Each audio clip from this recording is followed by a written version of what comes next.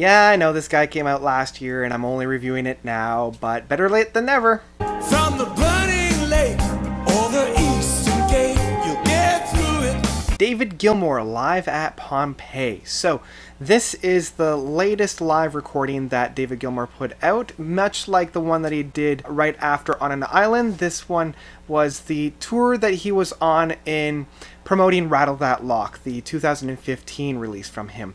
You can find that review right there. And Rattle That Lock has really matured for me. Live at Pompeii, I didn't want to dive in and review right off the get-go because, I'll be perfectly honest, I have a little bit of a history with this. I was lucky enough and blessed enough to actually see David Gilmour when he came to Toronto this time. Let's just say that something happened just before the concert that really I couldn't enjoy really anything. Knowing that this was probably going to be the last time I was able to see David, it removed the enjoyment that I had for this. So listening to this and being reintroduced to it in a little bit of a safer environment was a lot to take in. There was a lot of emotions for me, both good and bad, and it provided an experience. And that, I think, is really what this live recording is all about. Now, first off, I do want to talk about who isn't on this album because they do bring it up, and that would be Richard Wright. Rick, being the main keyboardist for Pink Floyd, died in the interim of On an Island and Rattle That Lock. He was on live in,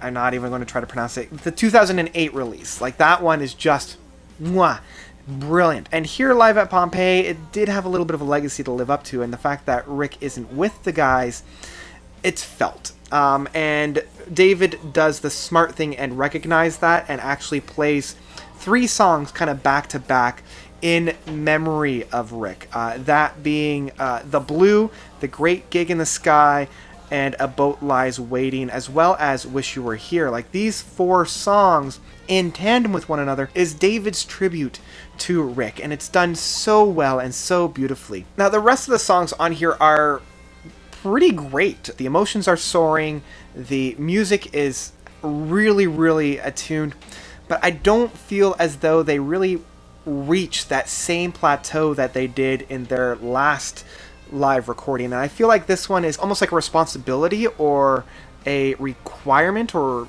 something along those lines, just to kind of fulfill the last round of things. In some respects, if that was the case, I know that with all artists at this point in their career, they're going to be playing their hits. Of course, they're going to be playing Comfortably Numb. Of course, they're going to be playing a lot from Wish You Were Here and Dark Side of the Moon. What I was kind of hoping for were some more deep cuts, and that was one of the things that I loved about the last live recording, because we had songs like Echoes, we had Fat Old Sun.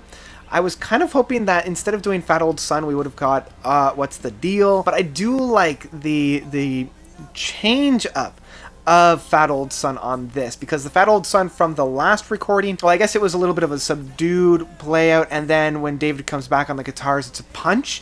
This is less of a punch and more of a reflection, and I really enjoyed that presentation. But it does also feel a little disjointed in the fact that the last recording, it was all the new songs, and then we had a lot of the favorites, mainly the Pink Floyd songs.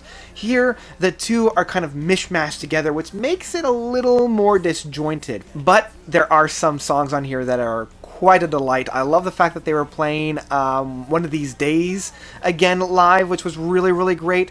As I already said, Great Gig in the Sky was just fantastic. Sorrow was good to have again because it was one of the few tracks that I really, really enjoyed from Momentary Lapse of Reason. The presentation of the live tracks from the Rattle That Lock album are really, really good. I like one of my favorite tracks from Rattle That Lock being In Any Tongue was really good, and playing it live just sent shivers down my back. Overall, it's not quite as grand as the past live recording that David did, but it is quite an enjoying time. If this was the last thing that he put out, I would be fully fulfilled and fully satisfied with his discography and what he has contributed to music. I think this was a great way to send out Rick. I think this was a fantastic way to really play out not only his hits, but also some more of his deeper cuts. And the band was just really tight throughout this entire recording. Overall, I gotta say, this is one that you'll want to download, have it on your computer. This is something that you might want to listen to while drifting off to sleep. It's also a great Sunday afternoon recording. So that's about it for Live in Pompeii by David Gilmour.